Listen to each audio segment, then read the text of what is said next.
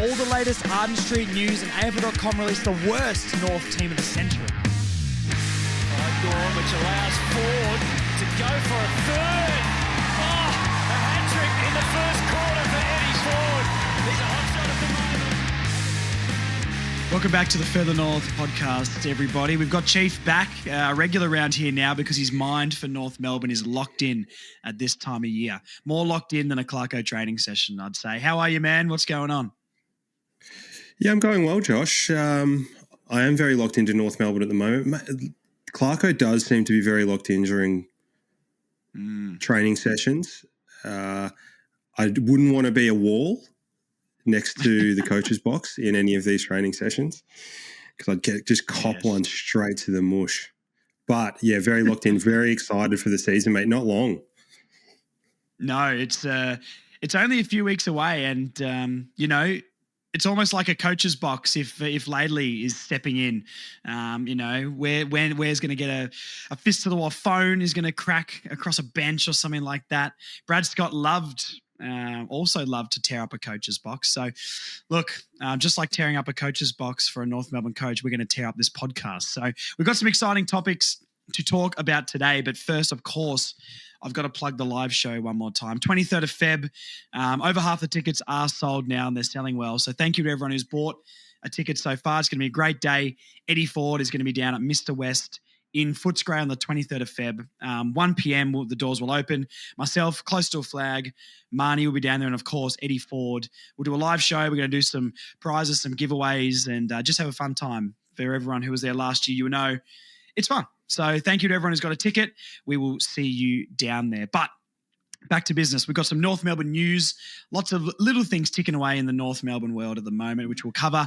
And then I think it was AFL.com released their teams of the century so far, and North Melbourne's team of the century since 2000 was very, very interesting. So I'm going to give you mine. We're going to debate some of the players we would or wouldn't have in there, and that's going to be interesting. But North Melbourne news first. The biggest one, personally for me, 7 years, LDU, big contract. Is 7 years too little? How did you feel when they said, when it broke, that we have offered LDU a 7-year deal? Well, if you cast your mind back, Josh, to the Hot Takes podcast, I did say 8 years at 1.5 per year. So I wasn't that far off. I think 7's about right. 7 or 8, either way, 1.5 a year. I think it's about right. I think it's kind of a stake in the ground for the other clubs to say, we're serious. If you're going to prize him away from us, this is what you're going to have to pay. Because LDU is not going to go to another club for an extra 100 grand a year or 200 grand a year. You would have to be 500 a year, I would say. And therefore that it would take us to 2 million a year territory or a 10-year contract. So that's assuming that it's the money that he cares about. People have sort of speculated, and potentially his manager has talked about how success is a factor. If you listen back to those comments, I actually don't think he meant it in the way that people think he did. I think the manager sort of was just saying that Luke wants the club to do well. That's basically what he was saying. He wasn't saying, I will go if we don't win 6 games or whatever it is. So I think people misread that a little bit. So I think it's there. It's pushing the ball into the courts of your St Kildas, your Hawthorns, Geelong with Cotton On and Morris Finance. If you start seeing LDU walking around with a Cotton On polo, guys, anytime soon, it's over. I'm gonna lose it. We've lost him. How many jobs can Chris Scott juggle as well to pay these players under the table? It's crazy. So, look, I don't know how many hours Chris Scott has in the day, but I'm hoping as well that maybe him being a spokesman for some financial company, I think he has a construction or an excavation business under his name or something potentially as well. How many hours of the day have you got, mate? Is that eating into your time to coach the team, or is Geelong that good you can just be like, just do what you did last year, boys, and then he can go back to being a finance broker? I think he does, 30 minutes of finance broking a week. which is him checking his Morris Finance emails, and they pay him, a substantial amount of money to do so. Just quite quickly, though, about the LDU contract, I did see during the week that supposedly St Kilda has offered Tom de Koning? Yes. 1.5 a year. I did see that. For 6 years. So, yeah, so I kind of think to myself, if that's the case, then if you're going to spend that much money on de Koning from Carlton, what are you going to? You're not going to spend the same amount of money or even more on LDU. There's just not enough room in the cap.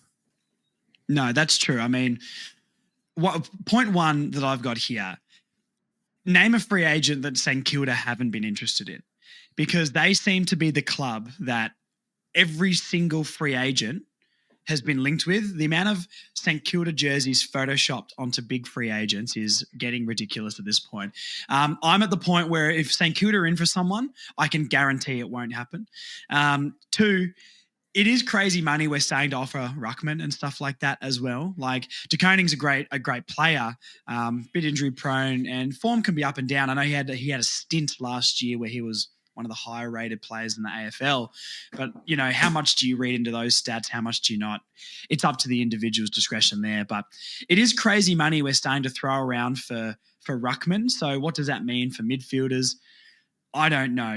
I don't know what Jerry's on, but I would say a Ruckman of his quality he would probably be on, are we talking like 700-800? You would maybe say towards the latter end of his deal, unless they're front loaded it. But I wouldn't think he'd be around the $1 million mark at all, you would think, because he did sign the deal before his breakout. So he would be maybe 600-700 or something like that as an estimate, but I don't know. LDU getting that sort of money, pretty fine with that. If he's we know what he is. We know he can do it, and we know he can be consistent doing it. 7 years. Do you think 7 years is potentially too short? That leaves us in a situation where he's 31, 32, and then is after a new contract when you could argue he's still at his peak at that time. Do you think more years would be better for a club like North to lock him away till he's 33, 34? And would that get the tick of approval for longevity for him? Or do you think 7 years is about right? It's about right. I think the only advantage, I'm not too worried about him at the end of his contract. Like, I don't think he's going to, maybe he does a Luke Parker and leaves for, an extra few $100,000 to another club to finish off his career. But the real advantage that the extra year or two gives you is your ability to push around money in the contract. Obviously, we will have, just crystal balling, we'll have a lot of very talented players coming out of contract sort of in 3 to 5 years. So the ability to front load LDU's contract and quite potentially paying him $2 million a year, 2.3 million a year in the front end of his contract, which means that in the back end of his contract, we're not paying him as much money, I think is really useful. And that's the advantage of these massive contracts. And that's why all these clubs are doing it at the moment. Sherry's the same thing. He's signed for 3 years or something like that. 5 years. Wouldn't be surprised if he renegotiates that contract anyway at some point to give him more money, similar to what Merritt did at Essendon, just to acknowledge Waterman that he's as well. had it. Yeah, and to acknowledge that he's improved a lot and he's now an A grader in the competition. But that also allows us to push more money. Like, Sherry might be on 600 or 700 a year for 5 years, but in the next couple of years, maybe he's more closer to 800 or 900, just so we front load his contract. So when McKercher, when Dersmo, when Foss come out of contract, we're able to pay them the money that they deserve. Yeah, absolutely. Did you see that a couple of days ago, there was news coming out of Arden Street that there was a big cheer going on at the training ground and there was celebrations, and people speculated that LDU was at the center of that and he'd just signed the contract. And I got so excited when I heard that. I was like, well, that's just a done deal, isn't it? And then later I think it came out that Braden George, because he went for his first run after his knee surgery and he's back to a light jog now as well. So fantastic for Braden George, super happy that he's back again. And, I wouldn't expect any senior footy this year, but hopefully he can come back back in the VFL and do well. But yeah, my heart was racing when I heard the speculation about LDU, and was a little bit flat, even though I'm very happy for Braden. A little bit flat that it came out that it wasn't that situation.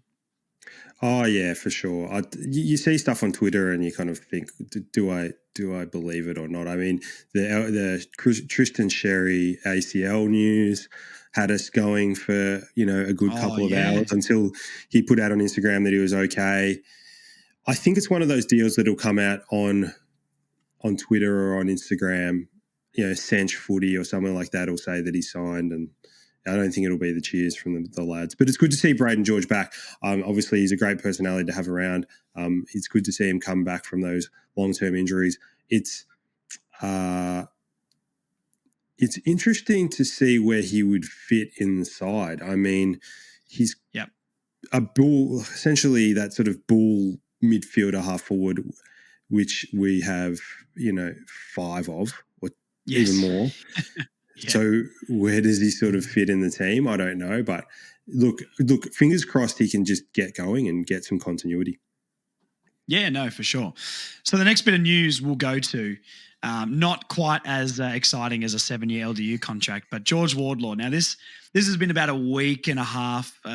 We didn't get to it at the time, so apologies for that. But George Wardlaw has done his hamstring, a high-grade hamstring strain. 10 to 12 weeks is what was reported. Genuinely gutting news. I've heard some people throwing around, he's going to be out for half a season. That's a little bit crazy. It's 10 to 12 weeks from when he did the hamstring, not from when the season starts. So, let's relax. I mean, maybe he comes back between round 6 to 8. The slightly better news is that within a couple of days of that news breaking, there was footage of him jogging around the training ground with one of the trainers. So I don't know exactly what that means. I wouldn't have thought, not that I'm a medical expert, but I probably wouldn't have thought that a high-grade hamstring strain would have you jogging around the oval within days of that happening and getting diagnosed. But, how did you feel when you heard about Wardlaw and the injury initially? Yeah, obviously gutting. I think it's more frustrating that he has had the hamstring issues for quite a long period of time, obviously since his draft year. Absolutely. And then last year was a bit of a false dawn. He played 18 games. You think, well, his conditioning's improving, his all-over body composition's improving, his conditioning to be an AFL midfielder is getting there. He obviously had the concussion issues, but that turned out to be, as I said, a little bit of a false dawn, and then he does his hamstring again this preseason. That's probably the most frustrating thing, and he's not had a really clear run at it. Obviously, in the back of all of our minds, we're worried that these injuries will curtail him as a player long term and take away some of the attributes that he has, which, even though he's an in and under midfielder, people talk about this, he is ridiculously explosive. He's the type of guy who can jump out of a pool. They don't grow on trees. So given that he's so explosive, these hamstring injuries do have the potential to curtail his physical assets, and that's a frustrating thing. I think it is happening early in his career, and it's good.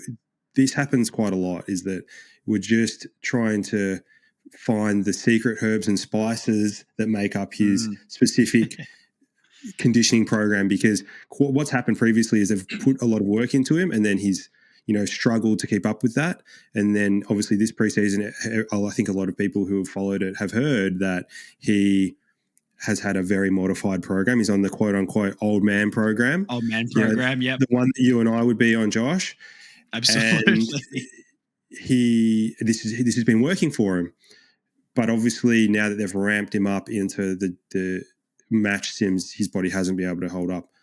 I think we'll just continue to learn and continue to adapt his program as we go along. And maybe it's a little bit more weights, maybe it's less weights, maybe it's more running, maybe it's less running, more high-speed running, less high-speed running. There's going to be some change in there, and he's going to have a very unique program. But the main thing is to get him obviously on the park is the most important thing, because he's not doing much in the stands. I think with regards to him jogging sort of a week later, a lot of people questioned that.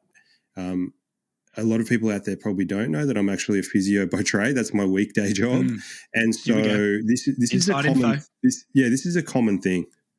Okay. The general meta for hamstring strains and quad strains and things like that is to get people moving quickly. And a big part of that is getting running early. And also a big part of that is starting the strengthening early. So George would have been starting strengthening work last week, as well as obviously he's running these really easy, slow laps to make sure that he maintains function. But the other thing is, and this is something that people forget about long-term injuries, is you don't just rehab the injury, you've got to recondition the whole body.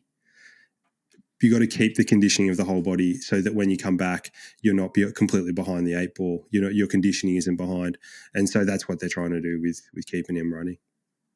Yeah, that makes a lot of sense. I mean, I guess, you got to make sure your body is still moving so you don't start seizing up. And like you said, you've just got to rehab that hamstring instead of try to build your tank back up as well. So, look, it's good to see him running. I think that makes the fans feel better, even if we don't have the medical insight that you do yourself. But that man's legs are the size of small vans.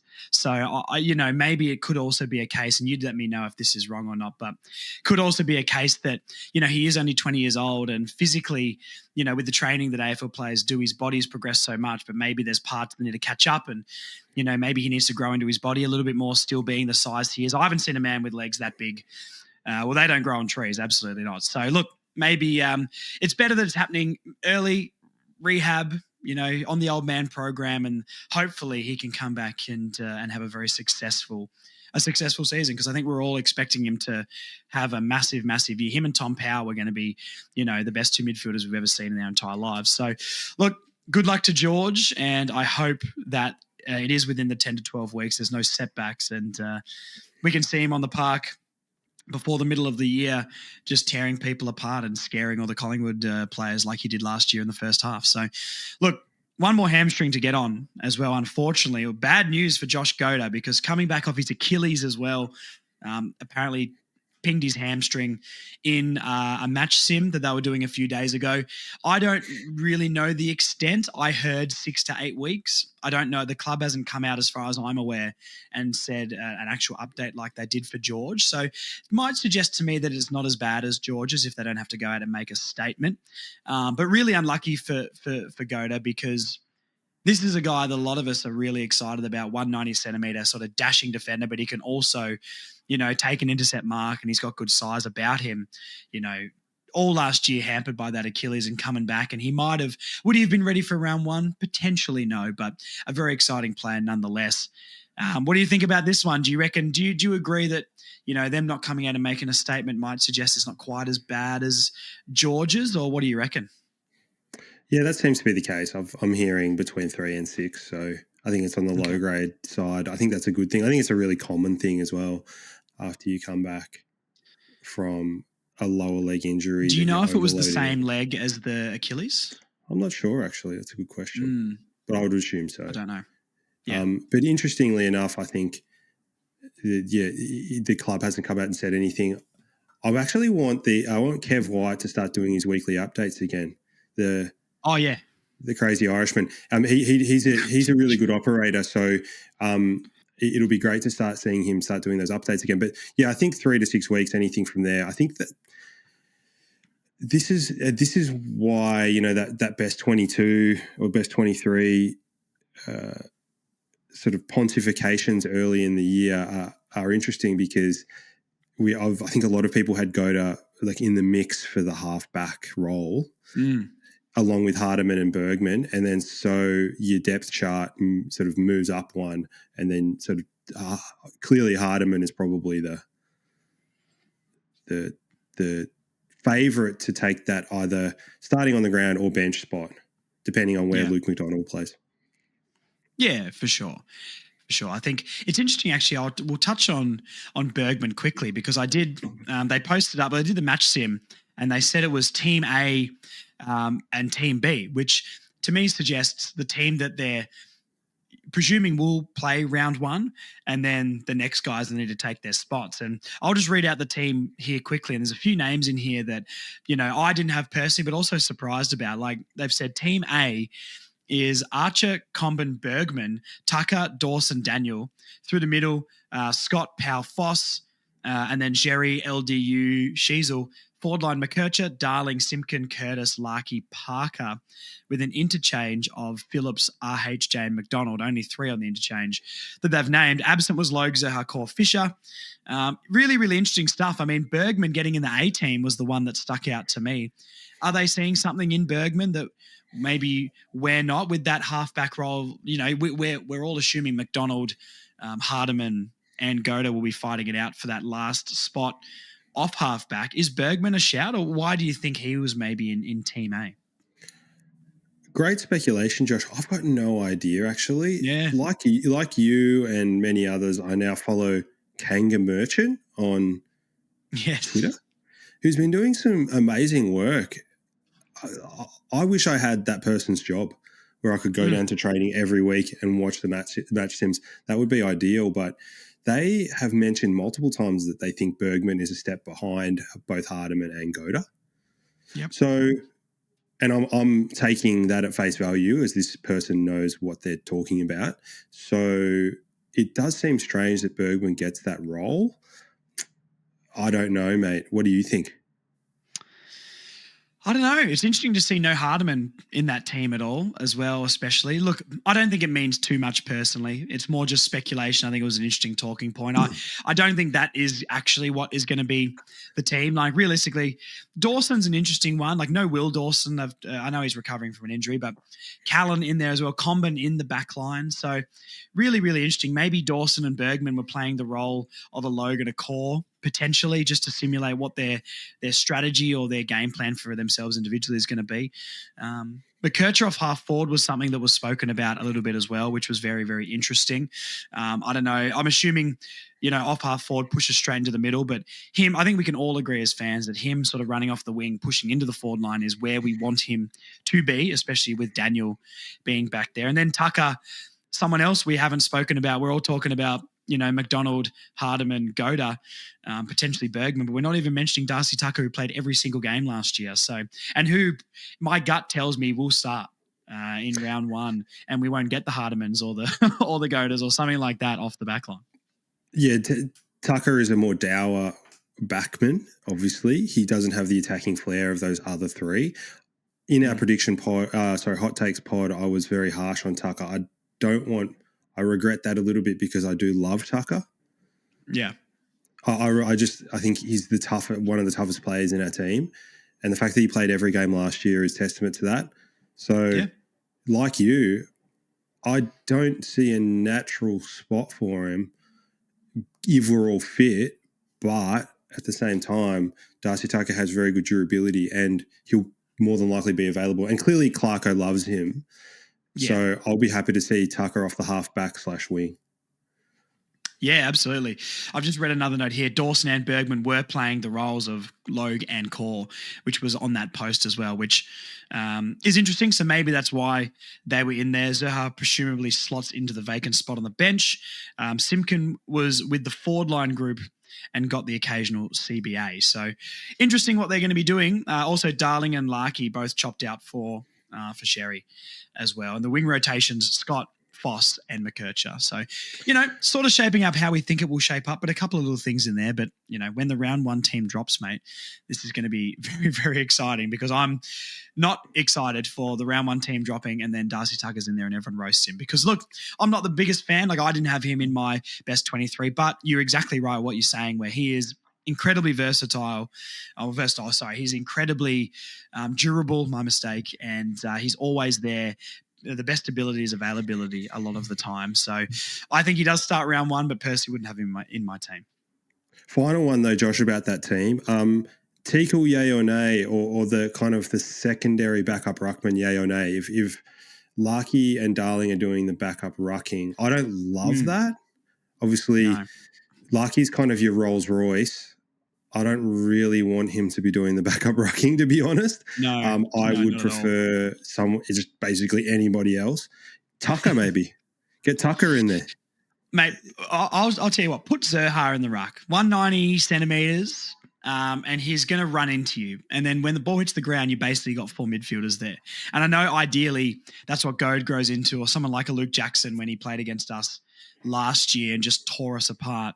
Are you asking if I had to pick one of Teakle or someone to do the backup rucking? I mean, I had Teakle in my 23 personally. I think he deserves to start. But a lot of word out of the training ground is that Goad is doing very, very well. Not that I think he will start. I don't know if you saw the video I did with Joel about Goad, but everyone was very quick to remind us we're getting too far ahead of ourselves. We do know where he's at. We are just excited and just giving you guys the report. So thank you for keeping my head or the lid on, to be honest. But I think Teakle should deserve to start personally.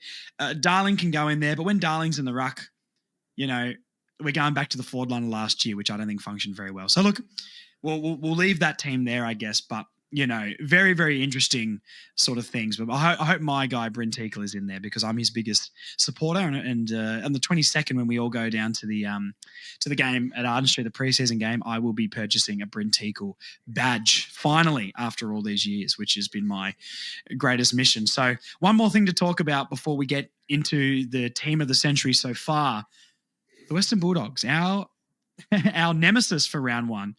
They're dropping like flies, mate. They've got injuries all over the joint. As time of recording, the injuries I know about are, not injuries per se, but like Hugo Hagen, we know he's having some issues and hasn't been training, so in strong doubt for round one. Treloar, Liam Jones, Tim English is under a cloud, although I think he'll play, but he's under a cloud. Johannesson did his hamstring as well. And I think there's one more. Norton as well is under an injury cloud. Now, from what I've seen get reported, Norton and English are probably going to make the game. But the other 4, I think, are basically all but confirmed out. Are you starting to feel like we've got a shot in this game? I know if we talk to Marnie Cohen, she's going to say we're going to win the grand final and we'll smash the Bulldogs by 100 points, which we love Marnie's energy. But I hate playing the Bulldogs. They're our nemesis. They're our bogey. Well, every team's our bogey side in the last few years, to be fair. But we've seen so many big defeats at the hands of the Bulldogs. I'm starting to get a little bit excited that we might be able to challenge in this game. And I had someone come into the barbershop and say they put $20 on North to win the game. How are you feeling? We're not trying to get excited about other people's injuries, I guess, but just as a team-focused thing, could we? We're getting a little bit more of a sniff, and I made this fantastic punchy before. Lack of better word, sniff against the Doggies. Yeah, it's a great pun, Josh. Thanks. You've got to drop more of them in the podcast, I think, mate. You've got to get a lot of kangaroo puns. Obviously we don't want to celebrate another team's misfortune. I never want to see injuries, and hopefully Jamara gets back and gets his mental health right. And for sure, it's a shame to see Treloar go down he's got a chronic calf, which sucks for him. I like him, and Johannesson's an exciting player. It sucks, but obviously it's going to test their depth. They've gotten rid of some guys. Bailey Smith is gone. Dunkley went a couple of years ago. McRae is gone. So their depth is going to be tested. There's going to be some guys that are going to have to step up. As you pointed out, I'm always going to be reluctant against the Bulldogs just because they just pump us. The last 4 years, I remember going to, I think it was a Good Friday game. Oh, Josh Bruce kicks 10. Josh Bruce kicks 10. We get done by 140. That was one of the worst games I've ever been to. So that'll always stick in my memory. And I won't write them off too early. But at the same time, you know how it goes. I think a lot of people understand that the first round you can see some really funny results. Yeah. Because, teams are coming off a long layoff. You never know what's going on with different players, levels of conditioning, game plan, levels of arousal on that particular day. So we're definitely a chance. We're always going to be a chance. Yeah. I think with our midfield particularly, I think if you put our midfield up against their midfield without Treloar, I mean, you'd have to say that ours is probably a little bit better. We've definitely got the talent. We've definitely got the talent there. I think that's one thing, with Goda and Wardlaw at this current point really being the only players who potentially could be in our starting 23 out. Midfield and halfback are probably the two best positions we can cover with injuries because we are so deep in those two positions. So, as long as we don't lose any key position players, I think we are a chance. Now, am I going to be backing us? Am I putting my mortgage on it? Probably not. But, I think this evens up the game a lot because when the Doggies midfield is on, it's very, very, very good. So, it evens up the game a lot. And I think we've got something to, get excited about for round one. Not, once again, not trying to prey on other teams' injuries and say we're excited or happy about that. But from a North Melbourne fans perspective and just getting a win at the start of the season, which really could, if we get a win in round one, I mean, then we're coming against the D's at home, in the next round. I feel like we could start the season well. And I think that is so important for us because we can't afford to be 0-6 or something like that. You know what I mean? So maybe that's the reason why I'm getting excited. But, I also want to be down at Marvel for round one and watch us celebrate at the end of the game and sing the song. So, look, I'm getting excited, mate. But it is the Doggies, and like you said, we've been hurt before, and there's some Vietnam style flashbacks when the Doggies are in the building. So. I'm excited, but hey, everyone get down to round one and let's make a party, even though it is away, so no Bay 29, but hopefully that's back for round two.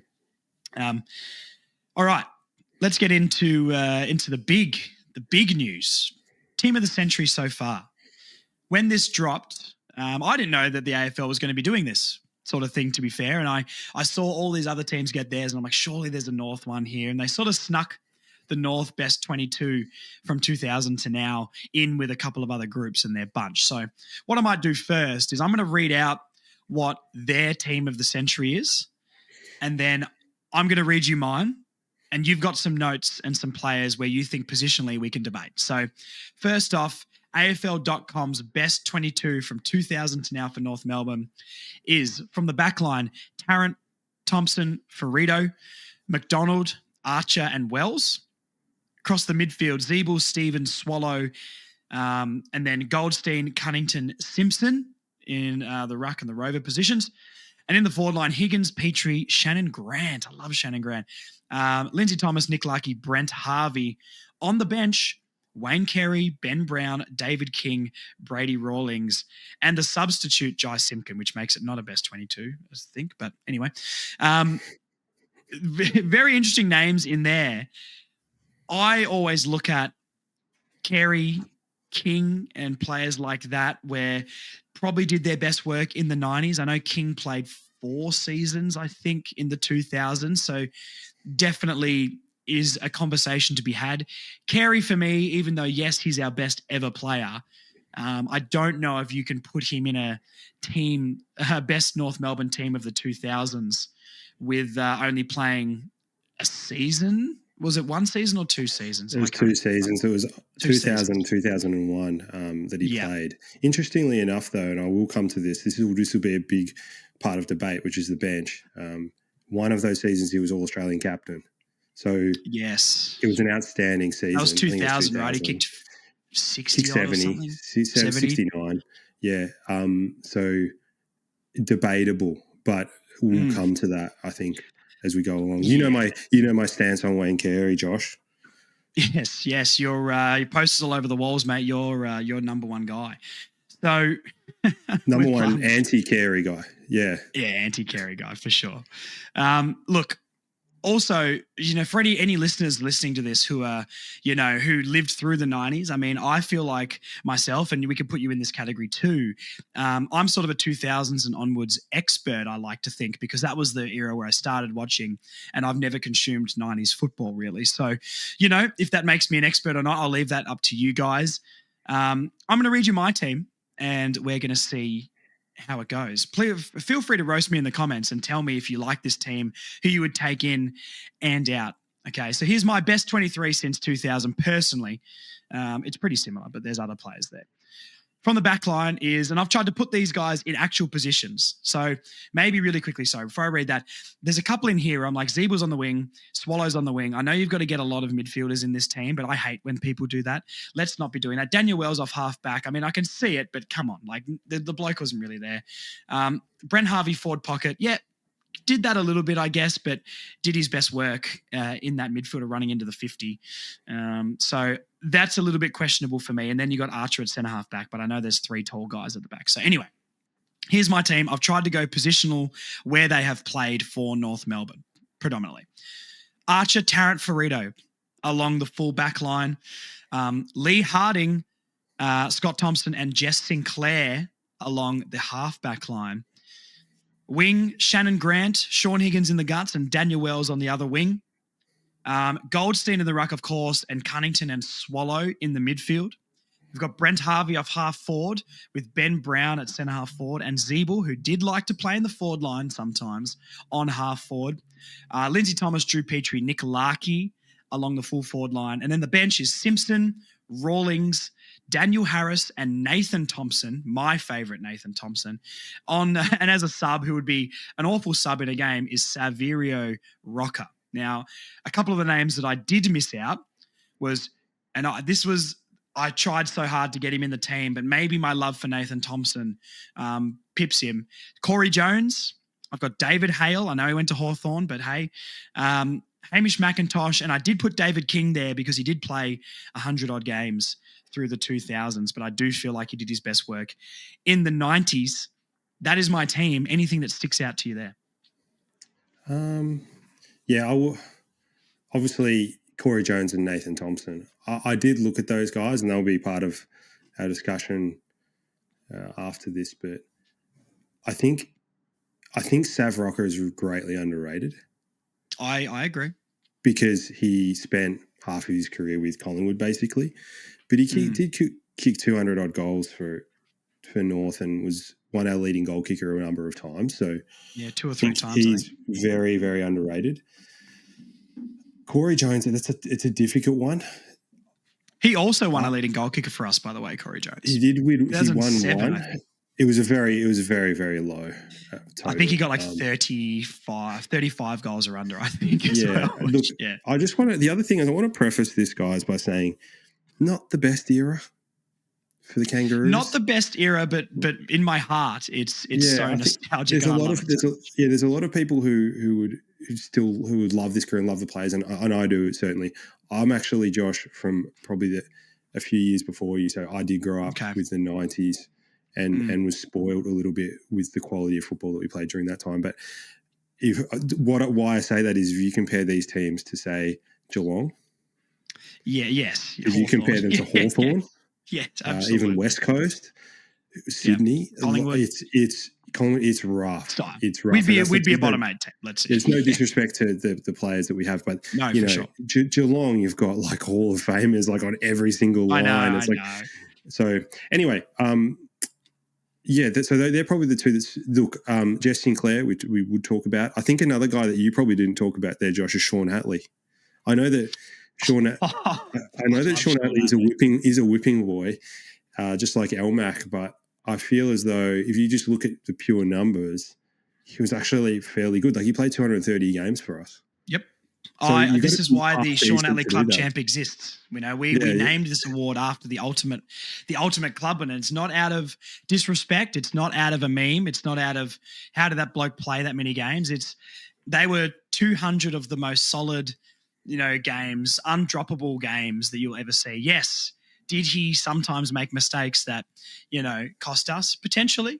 Did he do things that infuriated us? Sometimes, but hey, he played like you said, 200 plus games and really didn't get a sniff of being dropped. So I love Sean Hatley, and I did consider him for this, but I did feel like potentially isn't maybe on those guys' level. But like you said, when you look at the raw numbers, he's probably a shout in there. I considered Sam Wright as well. Would you take Sam Wright or Sean Hatley off halfback if you had to pick? Yeah, this is a difficult one. Like, is it them at their best, or is it just their average game? Let's go on average, because Hatley played more games. I would assume. I don't think. Yeah, he played significantly more games. So. Sammy Wright had all those issues with his ankle, but of course, I think Hatley was the best player to wear the number 18 in the 2000s. Okay. You wait till we read the comments of this video, man. There's going to be people who are so upset. Good. That's driving interaction. No, I quite seriously, I think Wright at his best was better than Atley, but Atley was just more reliable. Okay. Yep. And more Yeah. reliable from a durability standpoint. He's there every week. You know, he actually did have quite a lot of pace. Oh, yeah, mate. Sean Atley took a bounce and my heart skipped a beat. Trust me. As soon as he got it off half back, I was excited. There's no greater sight than seeing Sean Atley take 2 bounces streaming through the middle of Marvel only to shank it out of bounds after 2 bounces. So I think, I think that this is very debatable, these spots. I think the on-ball division is fairly debatable, as are a couple of the forwards. Because if you look at the numbers, it's hard because obviously Larky has only played 100 and I think he's played 117 games or something like that versus Drew Petrie's played 300, you know. For sure. So it's very hard to equate those two.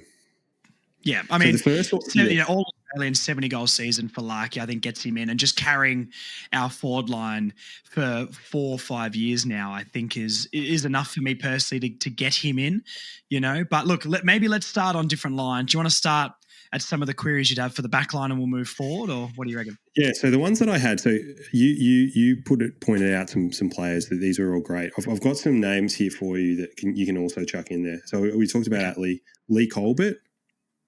Yes, I did look at Very Colbert good as player. well. Byron Pickett. Yep. I still think 90s for Byron personally, but how many games what year did he play until? 2004 for North, roughly? Or? Yeah, I actually think he played for 2003, and then I think he played at Port for the 04 flag. That's right, yes. And he was playing forward then. Okay, I've got some other names for you, and you're gonna love these names, Josh. I'm excited. Gavin Urquhart? No, Troy Makepeace, the baggy Chandler. Yes, Troy Makepeace. The baggy Chandler. He could have played off half back as well. And you've got 2 key position players that probably tell you more about where we're at in these times. And that is Shannon Watt. I was going to say Shannon Watt. I loved Shannon Watt. And you've also got John Hay. Yes, we do have John Hay. Jonathan Hay. Yeah, I don't have any sort of nostalgic love for Jonathan Hay personally. I think I definitely didn't see the best of him.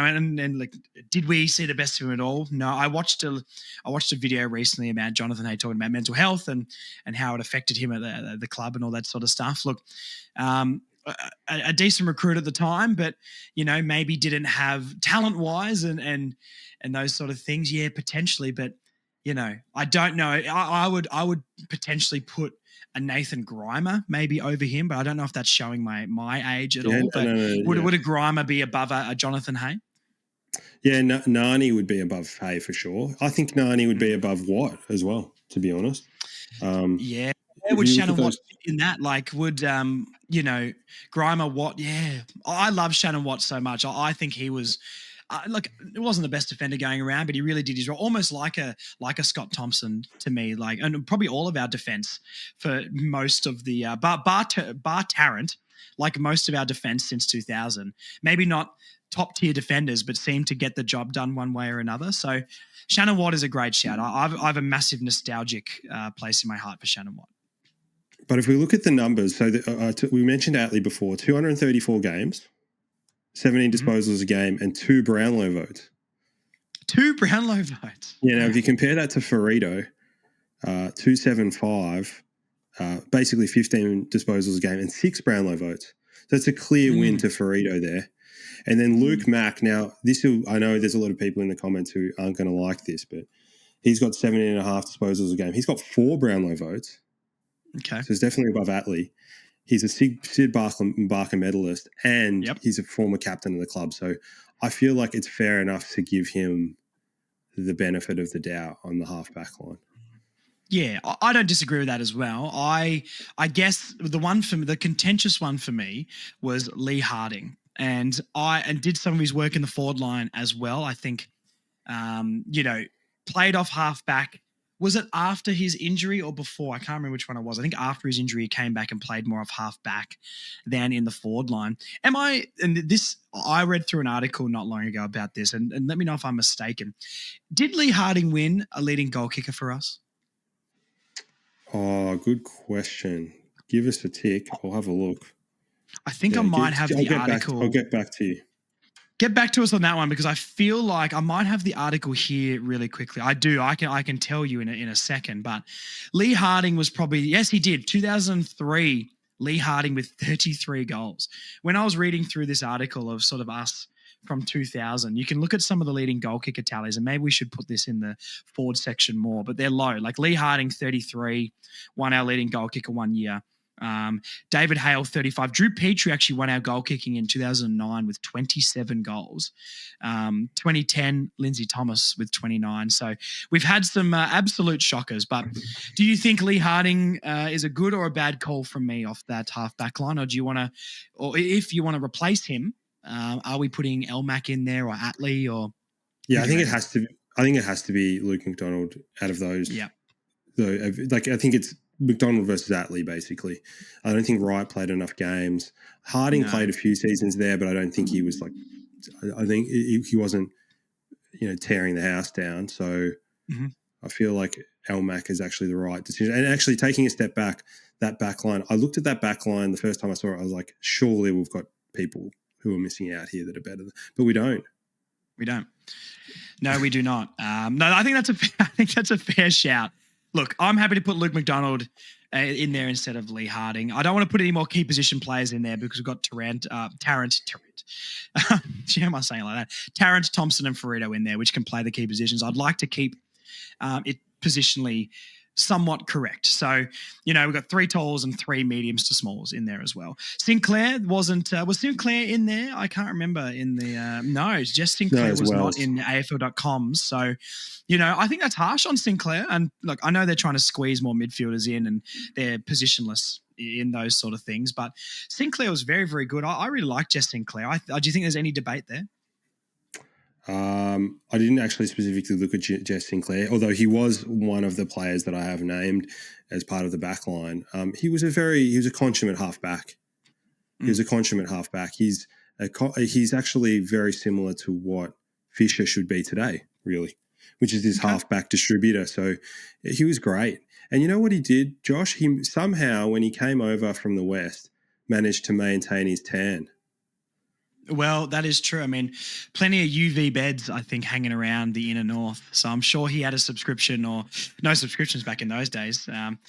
Maybe got a coupon in a book or out of the paper that he would go down and use that. So a man with a tan, almost like I think Luke Urquhart is rocking the tan as well, big surfer boy. And so good on him.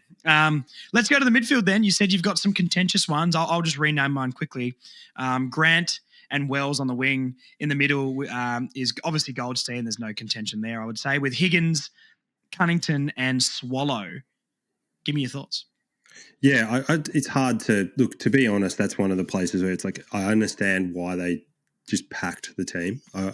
It's clearly Zeeble doesn't play on the wing. We know that. Clearly Swallow doesn't play on the wing. In fact, Swallow's about as far away from the wing as you can get. He's literally an inside midfielder. So just in and under, yeah, for sure. I also really quickly, so I've got, I'm just going to rename the other midfielders so we can just talk about all midfielders as a whole, because I don't really think it matters who you name in the midfield or on the bench. They're all the best players. So I've also got Adam Simpson, Brady Rawlings, Daniel Harris as the other midfielders alongside Cunnington, Swallow, Higgins. So give me some of the names you were talking about that you think are contentious. Well, a lot of it comes down to how many games they played in the 2000s. I mean, Simpson is one example of that. Simpson was an excellent player. I think people don't remember. He also captained the club as well. Was an excellent player, actually did fairly decently in the Brownlow over a long period of time, was a really good accumulator. So probably a little bit, I think he definitely deserves to be there. Obviously, Goldstein is an absolute lock. The only people to challenge Goldstein, I think, and not really challenge him, but Spider Burton. Yeah. Would you put Burton above McIntosh? Well, that's a good question. I personally would put McIntosh above him, But then you've got McKernan. You've got McKernan who did his best work in the 90s, I would say. Did his best work in the 90s, like particularly like 94. 96. He misses out on the Brownlow. What was his year? He should have almost won the Brownlow. Well, not 94. He should have won the Rising Star. He got Rising Star. Out sorry, that's as well. No. He got rubbed out as well, and he got done for kneeing John Barnes. Which prevented him from winning the Brownlow that year. He would have been equal with Hurd and Voss, but then obviously had the extra game potentially to pole in, so he could have won it by himself. But if you, he did play a fair few games in the 2000s as well. He was a shadow of what he was previously, but I think what he got to Carlton in 2005, I think something like that, and then he came back to the Kangaroos for like a year at the end. So. Yeah, he's a tall that is worth talking about, and then Dan Harris. This is probably the one where you've put him in the side where I just couldn't squeeze him in, to be honest. Like, he was a name that did come up. I reckon he's the most criminally underrated midfielder we've had. I think they're like Swallow captained the club, Simpson captained. Higgins was always up there in Brownlow, and Rawlings is a 3-time best and fairest guy. Daniel Harris. Man, I watched a game recently, 2007 Archer's 300th, where Petrie kicks 5 in the first quarter or whatever it was. And he has this play where the ball is bouncing free. There's 3 Bulldogs around it. He's on the ground, springs off one leg, grabs the ball with one hand fully outstretched, and just delivers that ball perfectly to somebody via hands and breaks the play open. And I love the way that man went about it. He's very Wardlaw-esque to me, and Wardlaw has potential to be a lot more than maybe what Daniel Harris was. But as a archetype of player without putting potential into it, Harris could do stuff on the outside. He could be a bull on the inside. I loved him. So I think he's criminally underrated, Harris. Yeah, for sure. Definitely. The other guys, so I'm just putting this out there, and I just for the argument, okay? In our midfield, I know Jai Simpkin is the sub. Mm-hmm. Given that Carey was made off the back of 2 seasons, one was kind of abbreviated as well. Can you make an argument for Harry Sheezel to make the team? Oh, if he was 20, like Larkey, what's Larkey, mid-20s?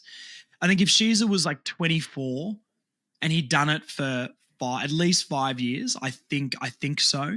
I understand what you're saying with Carey making AFL.coms off a couple of years, but I would strongly suggest AFL.com did slim to none with research into North Melbourne and their history. I'm sure they put most of their effort into Collingwood and Carlton. But look, we do this when we do this podcast in 3 years' time, I will be putting Harry Sheezel as the captain right in the guts. But for now, I just don't think it's been long enough personally. But off his 2 seasons, very, very, very good. He'll be a team of the century lock. You can lock him into the team when we do it in year 3000 or 2099 when we're doing this pod again. I'm sure we'll have Harry Sheezel as the first name that goes straight into the guts of our team of the century. And the reason I point that out is because if you compare his 2 seasons, let's say just compare his 2 seasons to David King's 4 seasons. So David King's 2 All-Australian. He's All-Australian twice. Obviously, 2-time premiership player, played for Victoria. That was all in the 90s. So 98, 99, he was All-Australian. Yep. And obviously his 2 premierships, 96, 99. In that time, Sheezel, 44 games, 17 goals. Sid Barker, rising star, 2 times in the 22 under 22. Like, I would put that, I guess what I'm saying, I would put David King's 4 seasons up against Harry's 2 seasons. And I think you could make the argument that it was his 2 seasons are better than David King's 4. Yeah, I wouldn't disagree. I think it's also looking back when you think of David King, you think of the 90s. I think for me personally, I see him more as a 90s guy than a 2000s guy. So, I think memory and when they did their best work does come into play with these lists personally. So I don't have King or Sheezel in my team, and that's why I'm the guru when it comes to 2000s and beyond. But it's a great argument to be had because Sheasel's 2 seasons have been astronomically good. And even though we love him more than we love our own mothers, I'm sure, I just don't think it's time just yet. But I almost underrate Sheasel, and I think he's the greatest player to ever exist. So thank you, Harry Sheasel, for being on North Melbourne. Thank you so much. The other one I just want to point out is I just didn't realise how good Brady Rawlings was. I forgot how good he was because he's got a 3-time Sid Barker medalist, which is incredible in itself, like 3 times club best and fairest, 245 games, 24 Brownlow votes. He wasn't massive in the Brownlow, but doesn't really matter. And now he's the brains trust. Yeah. Behind our list. He's getting all our players in. Yeah. So I thought that kind of surprised me. Yeah, 3 BNFs. I mean, you have to be in there, don't you? Like, you know, he is one where we've got shinier midfielders. We've got midfielders with more glitter on them. But he just kind of got the job done as well. I mean, I always felt that he was a tagger or almost like a Cameron Ling type role, but it's crazy that you can win 3 BNFs and be known as a tagger because they're not usually the midfielders that stick out. I mean, you know, his disposal was great. He seemed to be able to, he didn't ever feel like the quickest player, but could get the ball on the outside and deliver as well and make a play off his own boots. So, yeah, I mean, Rawlings is on my bench. I think he's criminally underrated, almost more. Without my nostalgia, you know, with my nostalgia aside, I think he's more underrated with North Melbourne in the circles than Daniel Harris is because I think, you know, he's got 3 best and fairest. It's insane. Very much so. The other thing we talked about is, you know, we talked about maybe Sav Rocker. I just want to talk about these different forwards that we've got here, and you'll love these names. Lee Harding actually made it. Okay, wow. He was, yeah. But as he made the list of potential forwards. Nathan Thompson was there as well. Love it. Corey Jones. And a blast from the past who I just love the way this guy played, Jared Waite. Yes, I thought about Jared Waite. I don't know. I think it's fair enough he's on the short list, but I don't think I think Larky's time at North surpasses Waite. So Waite had more success, obviously playing finals and things, but you know, only having 3 seasons at North Melbourne. I think Larky has the track record and the goals to put him in the team, but that would be the position of contention for me if you want to argue for Larky being out. Jared Waite was on the list for me, but I think Sav has to be in front of him, and I think Nathan Thompson deserves to be in front of him as well. I mean, I would personally put Thompson above Sav Rocker, but that's because Thompson was my first favourite player with Archer. But Sav Rocker, you're right. Underrated in the North Melbourne circles, what he did for us. I think it was just in a little bit of a not a nothing era, that sounds harsh, but a little bit of an era where we were flat just after our premiership era when we were trying to rebuild before that 2007 prelim. So yeah, shout out to Jared Waite, but didn't quite make my team.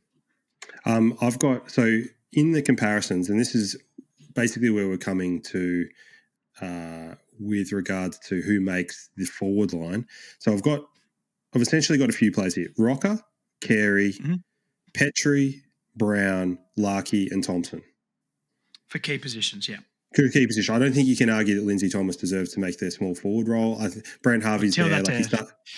Well, I was going to say Cam Zerha was arguing he was a centre-half forward for the last 3 years of his North Melbourne career, so who knows what positions we need to put anywhere. Yeah, that's true, and I actually did have a look into Cam Zerha at the end to compare his numbers with Lindsay Thomas, but we'll talk about it at the end. But this is just comparing.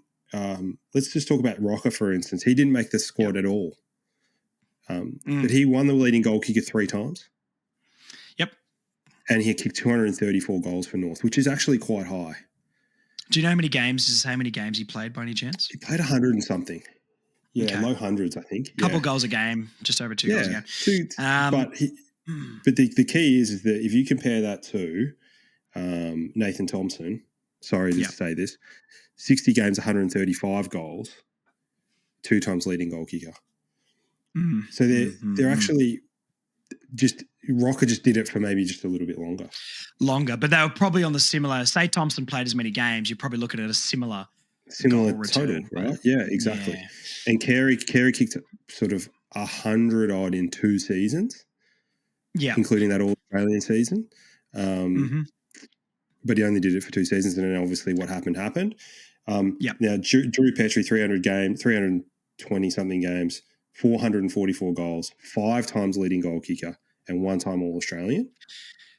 That's so harsh for Drew Petrie. I think Drew Petrie is the lock. He's number one key forward for me since 2000. I mean, I don't think there's much of a debate about that. I mean, he's been in final series. He's kicked bags. He's the amount of goals he's kicked for North consistently was ridiculous. So, I know he started in the ruck and maybe found his feet as a forward after a few years in the league, but Drew Petrie is the number one forward since 2000 for us, and I don't think there's much of a debate there. Brown would probably be the second one personally, but yeah, Ben Brown, 130 games, 287 goals, so pretty decent. And then Larkey, obviously, 117 games, 237 goals. So really, it's actually quite difficult to split all those players. I would argue that there's a few things, like obviously Larkey probably gets the nod over Ben Brown because he's 4-time leading goal kicker as well, but he gets the nod over Ben Brown because he gets the All-Australian. Potentially, but then when you think about Ben Brown doing it in finals, going to 2 prelims, that would be where my head would go to when you factor in the moments and the doing it in those teams in the bigger moments as well, when we were competing. So I think it's very.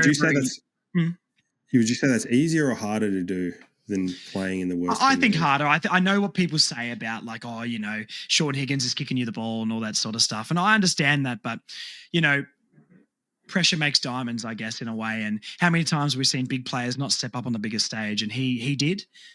Even when he went to the Ds, he was crucial in that. I don't know, this isn't a Demons podcast, but you know what I mean? Like, he went to the Ds and played only one good season for them, but that season they won a premiership. And being able to, I would rather Ben Brown kick 40 goals in a season we get to a prelim final than Nick Larkey kick 70 in a season where we're 17th on the ladder. So, and I love Nick Larkey. Like, he's one of my favorite players for North Melbourne. He's going to be a gun and absolutely going to, be in our team of the century when it comes down to it. But who's a better player, do you think? Oh, I don't know. I think Ben Brown was better at his feet. Personally, I think Ben Brown was really good below his feet in the first, like when he was sort of in his prime. I think he gets criminally underrated for that. He picked up off the ground. I remember him dribbling some from the boundary line and that sort of stuff plenty of times. I personally think Ben Brown, better mark, much better pack mark, couldn't stop him when he was up there. And I mean, yeah, Ben Brown and Larkey's conversion rates would both be very, very good. If Larkey's is better, Ben Brown's would still be in the A+ grade category for AFL forwards. So I think Ben Brown is a better player than Larkey, but when it's all said and done, Larkey could take him over for sure. Larkey will kick more goals for North Melbourne. Obviously, he's got the 5-year deal, so Larkey will kick more goals. But, if you ask me right now, would I rather, prime Larkey or prime Ben Brown, I'd probably take Ben Brown because I think he's got the marking ability in a pack, and I think he's a bit better below his feet. But this is no disrespect on Nick Larkey. He's one of my favourites. Yeah, I completely disagree with you, Josh. I think Larkey's a 25% better player than what Ben Brown Let's is. go. Let's talk this out. I think he is a player that you can he's literally built a forward line around, whereas Ben Brown, I don't think had the ability to anchor a forward line. He wasn't that sort of player. I think Ben Brown couldn't kick that many goals in a bad team because he couldn't create the goals himself. I mean, the reality is that Larkey and his ability to sort of get separation is much better. I think it's much better than Ben Brown. I think he's a slightly better kick, not that much. I think Ben Brown's a very, very good kick. They're both elite. So I just think that I personally weight more goals in a worse team than less goals in a better team. That's me personally. Interesting. Because he can just create, he basically create a few more himself. I also think that you look at the kind of supporting cast, and Larkey's just, he's got Zerha basically, and maybe a little bit of Curtis. But I'm trying to think, if you put Ben Brown in that forward line, over the last few years, imagine Ben Brown with the forward delivery we've been giving into Larkey. If Larkey could mark the ball in a pack, he probably would have kicked 100 that season he made All-Australian, because the guy can't take a pack mark. He's got better and he's improved, but Nick, how many times are we sitting there watching them bomb the ball in and we go, well, Larky's not going to mark it because they're putting it on his head in a pack. But how many times do you see Ben Brown rise like a salmon in a pack and his arms are about a meter higher than everybody else and he clunks the thing? Like Larky, I think they're miles and miles apart that in marking ability to me. And that's why I feel like Ben Brown can on the lead, he was fantastic, but also in the pack, he was really, really good. But Larky doesn't have that pack market ability. Yeah, I agree that he's not as good a pack mark as Ben Brown, but I don't think Ben Brown's a good pack mark either. Like, really? I don't think I don't think he's too small, as in thin. I think if you look at the really good pack marks in this competition, guys like Harry Mackay is a really good example of a guy who can take big pack grabs. Harry Himmelberg is a guy who can take really good pack grabs. Like, they've got both good spring and kind of, this is a weird thing to say, but Ben Brown had this weird thing with the way he took his marks, where he had people out there, this is the small, minute details that my mind goes to, is that he has like, his arms are completely straight. Like, he doesn't accept the ball. He just like, if it goes in, if it goes in, it goes in. If it doesn't, it just pops out. Whereas they've got these other guys have a little bit of give in their hands so they can adjust their hands. No Travis Cloak glove to help him too, and he still marked the ball. No, exactly. So the other thing is, he went vegan. I think he went downhill when he went vegan. Would you agree with that? Yeah, absolutely. Absolutely. Get more pulled pork and you could have been playing. The knees would have lasted a little bit. That's so mean. Oh dear. Well, look, no, it's a very interesting take. It's interesting. No, I would, I'd take Ben Brown. You take Larky. That's fantastic. But hey, thank God we're debating two very good forwards for North Melbourne instead of debating two guys who both probably shouldn't make it, to be fair. Exactly. So carry out, Sav Rocker in is the long story short, mate. Yes, I agree with that. It's an interesting debate about like Thompson and Rocker as well. I mean, AFLs did not have Thompson in there at all. So, and obviously not Rocker as well. So very interesting. But yeah, carry out. I'm split. I mean, nostalgia-wise, Thompson was one of my favourites. So I would personally put him in, but that's not looking at the numbers. That's looking at my heart. So realistically, with the numbers you read out, I guess we've got to put Sav in there for sure. But shout out to Nathan Thompson. You'll always be one of my favourites. Sav Rocker never did a double cobra to celebrate a win against Collingwood. So I think if that doesn't get him out of the team and put Thompson in, I don't know what does. I love Thompson. I actually did love Thompson. Now, Thompson is a good pack mark, Josh. He could take his big pack back. Yes. No, we can both agree on that. Thompson was a good pack mark. I guess the difference with Sav is can any of those other blokes send it 70 metres? Don't know. No, they can't. Lick Larky definitely can't. He can kick about 35, and that's about it. If Ben Brown go straight. Well, not if you mark it outside 50. It doesn't matter then. You're just putting it to the square then, aren't you? They go straight. That's all that matters, mate. That's until all that matters for Nick. 10 metres short. Yeah. So yeah, that's my team. I think the only changes really, like just going back, are probably carry out, Rocker in, and then look potentially, just because I love Harry so much, David King out, Harry Sheasel in. Anthony Stevens is also right in the middle for North Melbourne. I'm going to put him in the category of feels like he did his best work in the 90s, not discrediting what he did. I'm sure he was about that 100-game mark in the 2000s. I think a lot of these 90s players sort of played until about 2004-05, and then they all went, and it was like a changing of the guard. So, even though a lot of these players did well in the 2000s, I think if you're best known for a different era, I think you've got to automatically not be put in the category of the 2000s for this list, unfortunately. So unless your numbers were legit, but, even you don't think Anthony Stevens and think 2000s, do you? No. As much as I love him, and he's one of my favourite players, no, you don't think it. He's a mid to late 90s superstar. For sure. And I agree with that. And you could maybe take a Stevens out and put a Daniel Harris in there or something like that. Yeah, maybe. I mean, again, it's difficult. I mean, these teams are so flexible. Like, For sure. do you take like is it the do you take into account the whole career, or do you take the whole time in the 2000s, or do you say, okay, these players are at their best on this day? Who do you put in the team? Because I mean, it's got to again, be a bit like of column A and a bit of column B, doesn't it? it I think a does, and lot of that's the these hard part. lists, that is the hard part. I mean, a lot of these lists, do they have a criteria? No. The only criteria I sort of go on with these lists is I think you've got to be known for your 2000s work more than your 90s work.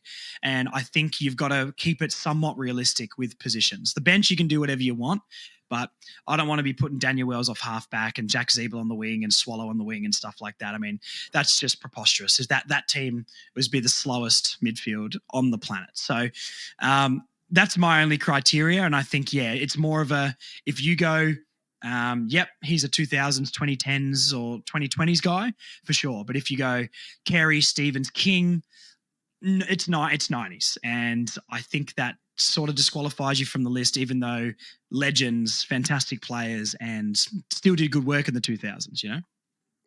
Yeah, I think so. The question about that is then, how do you fit in Wells, who's clearly should be in A team, and Zeeble, who clearly should be in an A team, and Swallow? Like, I don't think, like, if you look at their all over career, Stevens had a better career. So you probably, if you're going to do anything, you're probably taking out the 90s guys, putting the Zeebles, Swallows, and so forth into position, quote unquote. You know, like Zeeble more into the guts, potentially Swallow more into the guts. Taking away maybe, Stevens, King, Carey, and then substituting in some 2000s guys that are in position. Yeah, for sure. I think that's the best way. I think that's the best way to do it. Look, these are always so subjective. So look, put down in the comments below if you're watching on YouTube. Hi, YouTube. Please subscribe as well. Put it down below. Tell me your teams of the century. Tell me your criteria as well, or just tell me how great or woeful my team was. And also, who would you prefer right now, Nick Larkey or Ben Brown? No, Nick Larkey is, our current forward, and we love Nick so much. And the Big Suv is one of my favorite players. But tell us what you think about the Nick Larkey, Ben Brown debate we had, because I think that's genuinely an interesting debate, and would like to see what people think about that. So look, we might finish it up there. We've been going over an hour, so we don't want to bore the listeners to death with that. Leave all your comments and all that sort of stuff below. Subscribe if you're watching on YouTube. Remember the live show tickets. I'll put a link below for live show tickets. They're over half sold. 2 weeks left. Eddie Ford's going to be down there. I think we're going to see Chief's face down there, I hope. And, come and give him a hug, say hello, and say, Ben Brown's better, mate. What are you talking about on that pod you did a few weeks ago? That's ridiculous. So you can go and roast him there. That'd be really fun. Happy for people to come up and talk to me. We'll have a chat over a beer and work out what our 2000 to 2025 team would look like. Maybe actually at the live show we can read out some of those names and we can do like fan votes and see where people lie. I think that'd be really fun. Yeah, see, that'd be cool. That'd be a fun thing to do. Lock it in. Well, let's do it.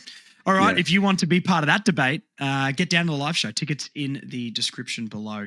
All right. Thank you so much for coming on again, my friend. And we'll see you at different points in the next few weeks. But stay safe out there, and let's hope that North Melbourne are no more hamstrings get twinged, and we're all safe and healthy. Exactly, Josh. Just quickly, Josh, are you going to go down to the Melbourne hit out? I will be there, absolutely, 100%. Is there a spot that you're going to pick out for all the listeners so you can get together and?